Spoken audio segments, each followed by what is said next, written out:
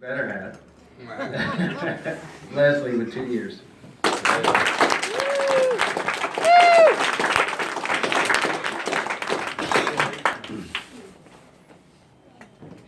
Hello, I'm Leslie. I'm a recovering addict alcoholic. Hi, Leslie. I'm real thankful to be here tonight.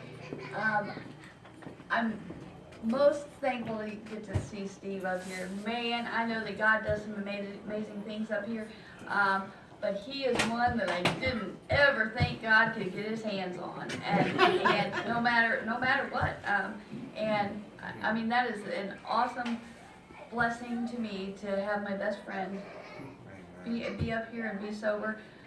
I'm real thankful to have my little son up here too.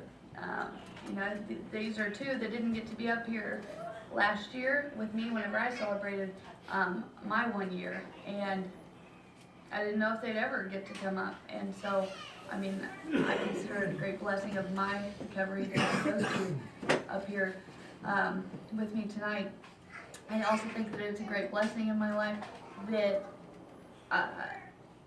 mine and Steve's birthdays are about the same time every year. He's February 28th and I'm March the 4th. And I remember being up here last year and I knew that he was in treatment, and I just knew that this was going to be something different for him. And I was real thankful for that. I said all that to say that I'm real thankful to God for my sobriety and for his. And I feel like because of the work that I've put in and continue to put in staying sober one day at a time, God has these great blessings, and they'll come to anybody who chooses, you know, sobriety and doing the next right thing. So, let's talk about whenever I first got into drugs. I've always been an ornery kid, but never really too much trouble at all. My mom said, "Don't do drugs. Drugs will kill you," and so I didn't. And the first time somebody offered me marijuana, I felt alarms go off inside of my chest. My mother yelling, "That's drugs, you'll die.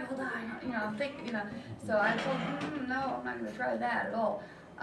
And somewhere down the line, the voice inside my head was stronger and louder that said, "They won't hurt you. You're going to be fine. Go ahead and try this." And so I smoked marijuana for the first time, and I hated it, but nothing really happened to me. I didn't die. So that opened me up to a whole new world of possibilities of things, you know, for the future. Like most kids, at 16, you know, I drank on the weekends. I never really cared for that much either, but that didn't stop me at all. I would drink and I would smoke pot, both two things I hated, and I would throw up every single weekend, but I just continued to do it because it's supposed to be fun, and everybody else is having fun, I guess. So, I mean, there's got to be something wrong with me because I need to be having fun at this stuff too. And I was miserable doing it. You know, so I kind of outgrew all of that stuff and decided I needed to have a baby. And if I had a baby, you know, that would cure all my problems, and there he is. And you know, so I had this cute little baby. It was just him and I, and life was going on just great. I didn't drink. I didn't do much of anything except I decided I didn't decide to have surgery. I had surgery, and I had several surgeries. And during that time, they gave me pain medication, and I liked them. They made me feel good, and I felt better if I took a pain pill before I go to work. And there was nothing wrong with that because the doctor gave them to me, and I didn't take very many of them. So what was wrong? I mean, this makes me feel good. Man, I was just I was so deceived that, I mean, they were legal, and I don't know. I didn't even realize that I had a problem with them, because if I was out, I'd go to a different doctor and I'd get some more, and or I'd steal them from my dad, or, you know, it didn't dawn on me that any of that was wrong. And then one day it did. One day I got into some major legal trouble, and the state wanted to come and take my children, and as naive as I am. They had gotten a report that I was addicted to drugs, and when they came to ask me about it, I said, I think that I am. And if my kids could just stay with my mother-in-law, for the weekend and I can get better. And they said, yeah, sure, that would be fine. But, it went into a whole legal proceedings, and my kids were out of my home, and I didn't even know what it hit me, or I'd never been without my kids before. And so it was on for me. I mean, I didn't care about anything. Somebody, a good friend of mine, like Steve had a good friend of mine, offered me cocaine, and I mean, that cured all my problems. That cured the ache inside of my heart. I was able to not feel pain for not having the kids around me. And so that went on for a while, and it just changed forms. I moved out of one town to another town to, and the drug, turned from cocaine to crack to that. I mean, and all of those times I would be in prison for a year or so at a time, and I'd get out for 6 months, and the same thing would happen. I guess I would use drugs and go back to prison. So for a good part of 10 years, I was in prison more than I was out of prison. And I knew that wasn't normal, but I also knew that I liked it in prison. And I had friends in prison, and I didn't have anything going for me on the outside of prison. My kids didn't want anything to do with me. Now they lived with other people. I mean, that was the main source of my heartache every time I would get out, and I couldn't just have my kids back. That I would just do more drugs, and that's a big cycle. I'd do drugs and I'd steal and I'd go to jail, and so the only time things felt good in my heart were whenever I was in prison. But I knew that after 7 times of going, that normal people don't go to prison on a regular basis, and so there's got to be a way out of this. And what is the difference? And so I really had to write it down on paper to decide what I was doing differently in prison and out of prison. And the one major component was I wasn't doing drugs in prison, but I couldn't logically comprehend why drugs could not be the problem. It had to be anything else but drugs. I didn't do very many drugs, so that couldn't be the problem. So I was constant turmoil inside myself, and frankly, I got sick and tired of going to prison, and I made some kind of feeble attempt after getting out of prison the 7th time, and somebody had said, I'd always heard about AA. I thought it was way too easy. I thought that it would never. It was too simple of an answer for someone like me. Because not everybody that comes up here has been to prison and all that. I didn't want to give it a chance. It just seemed too easy.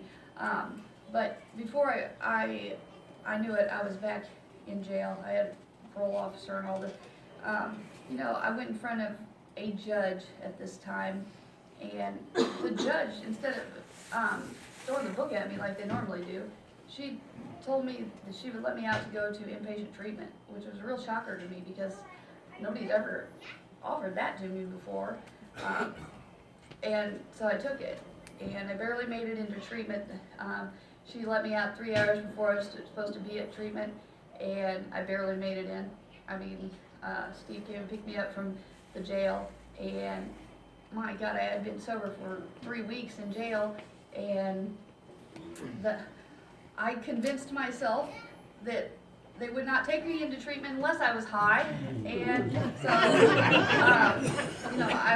I called my dad and told him that this was the only logical choice.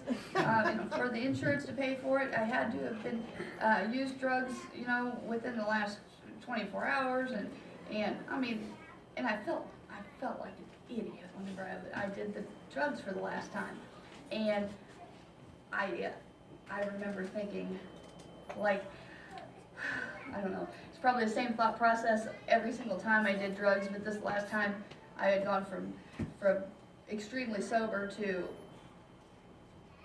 I don't know, I don't feel like I even got high. It wasn't enough. I needed more. No, I had too much. No, then the cops were following us, and none of these things were even going on. But Steve threw me in the doors of the treatment. Granted, he was not sober, but that was one thing that made me real mad, is that he threw me in the doors of treatment, and he got to go off and still be high. But I didn't have, this was my last chance. I mean, and this is the only shot I had left at trying to get sober. I might as well, I mean, because in a matter of a month, I would have been back in prison. And so I stayed at the treatment, and I stayed, it was really touch and go there for a while, you know. I didn't know if what the judges were gonna do, but every single day, I went to the classes, and I got up out of the bed, and I did, you know, something good, the next right thing every single day. And, you know, before I knew it, a month had gone by. I remember being aggravated with my dad after that month, you know, because I knew something was different kind of in my heart, but all the people around me didn't know that. And whenever I called my dad and he said, "Yep, Dad, I'm coming to live with you, you know, I'm sober now." You know how many times have they heard that stuff? He's like, "You're not coming here." But I couldn't go home because that's where Steve was.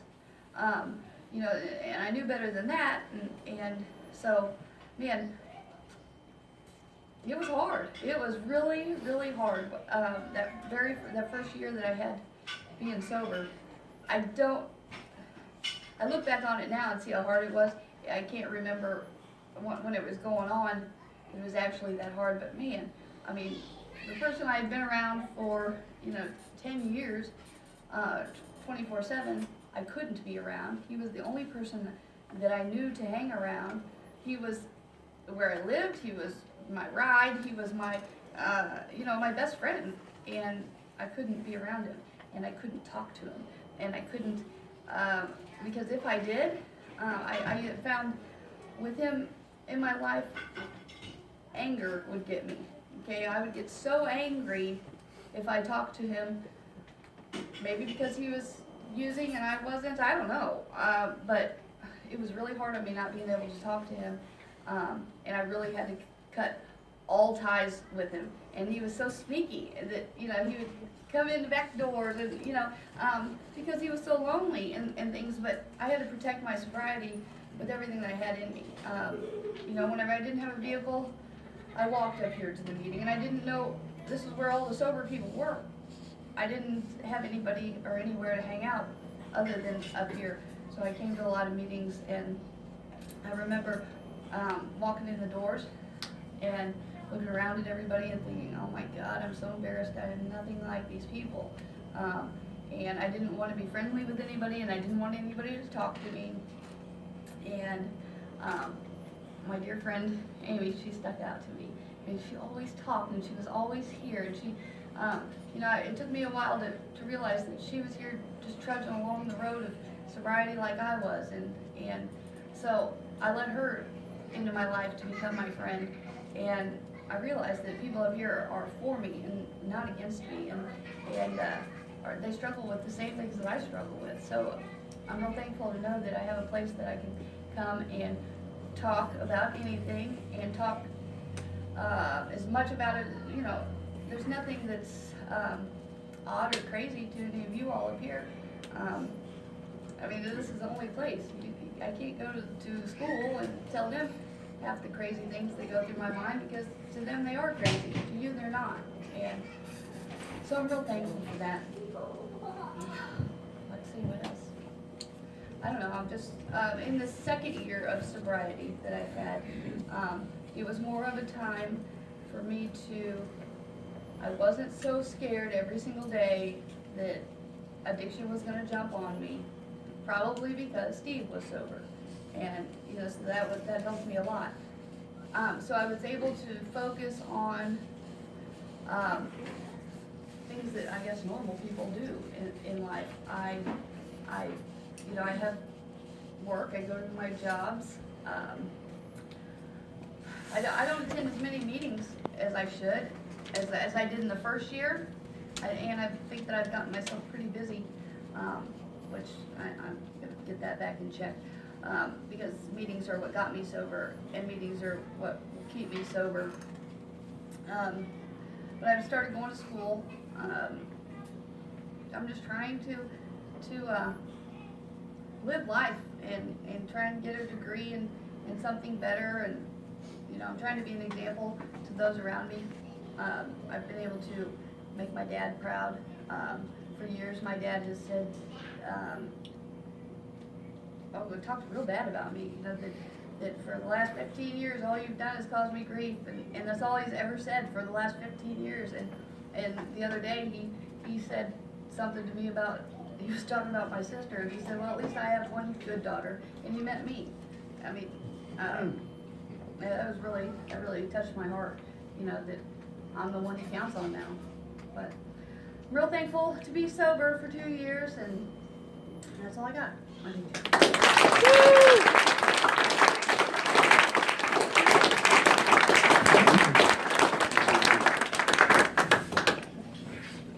Thanks, Leslie.